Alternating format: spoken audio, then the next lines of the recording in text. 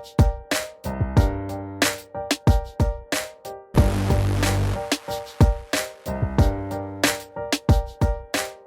I start this episode of our Grow It campaign, I want to say a quick thank you to the episode sponsors. They are Wealthify and Fidelity. I'm going to say a quick bit about each proposition, so make sure you listen to them, because later in the series, when I talk about the different propositions out there, they'll be useful to refer back to. Do remember that with investing, your capital is at risk, so the value of your investments can go down as well as up, which means you may get back less than you invest. That is relevant to each of the propositions I'm going to talk about. First up, Wealthify is a multi-award winning online and app-based investment service founded in 2016 and backed by Aviva, with a simple mission to make investing accessible to everyone. You can invest from as little as £1, £50 for pensions. Wealthify has a simple yet competitive annual management fee. Investment costs also apply, and offers a number of investment products, including a stocks and shares ISA, a general investment account, a personal pension, and a junior ISA. Within each of those, you can invest in a range of managed portfolios with varying risk profiles and even ethical portfolios. For more information about Wealthify, please visit wealthify.com/MTTM. Now, Wealthify does not offer advice. If you're not sure whether investing is right for you, then please speak to a financial advisor. Wealthify is authorised and regulated by the Financial Conduct Authority. Finally, I'd like to say thank you to our Grow It series sponsor, Fidelity International. Whether you're just starting out or an experienced investor, Fidelity offers a wide range of investment options with plenty of information, tools, and guidance to help you make more of your money and achieve your financial goals. For more information about Fidelity, please visit fidelity.co.uk/money to the masses. In the last video in this series, I discussed risk and return, as well as discerning your attitude to risk. In this video, I want to talk about when you need to take financial advice and when you don't. A financial advisor can provide advice on a wide range of products and services, including insurance, mortgages, retirement planning, taxation, and savings and investments. In this video, I'm just going to focus on investment advice. So perhaps the easiest way to start is to ask yourself a number of questions.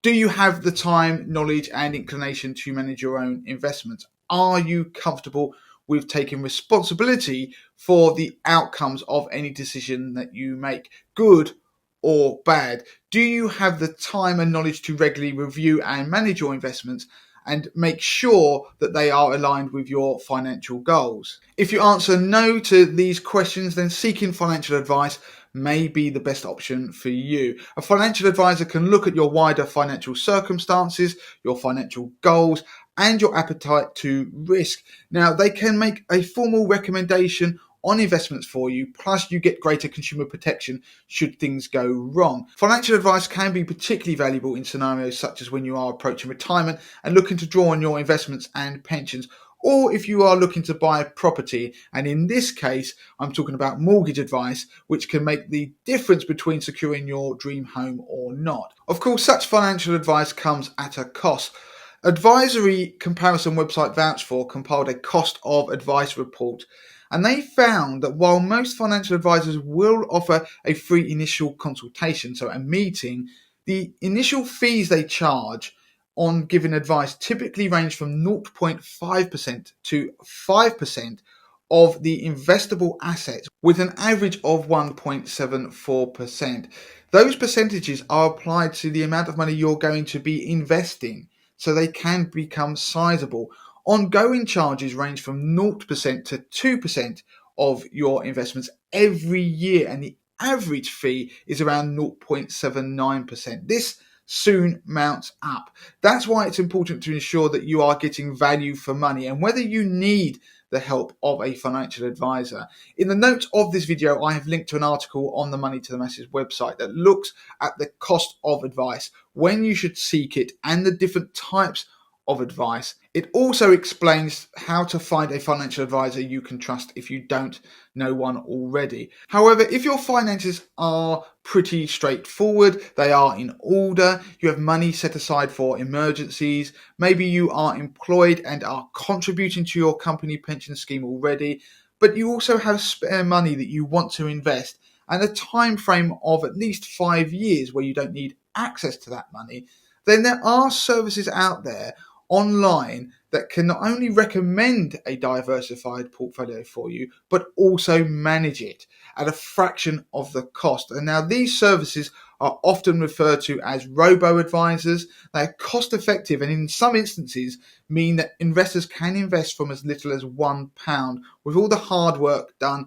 for them. So for many consumers, this will be sufficient to meet their needs, which is why these online services have proven extremely popular, because you don't need any prior knowledge of investing to use them. At the other end of the spectrum, if you are confident in making your own investment decisions and managing your own money, and you are happy to carry out your own research, then it is possible to use an investment platform to manage everything yourself without seeking financial advice or guidance from a third party. Investment platforms include companies such as Fidelity, Hargreaves Lansdown, and Interactive Investor.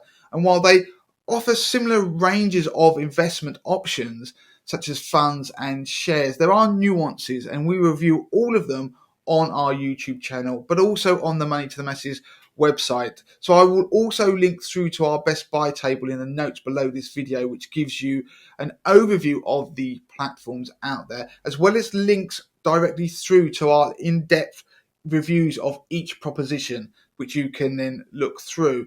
In the next video, I am going to explain further the easy options for beginner investors to get started, as well as look at your options in terms of whether you invest via an ISA or a pension or a general investment account.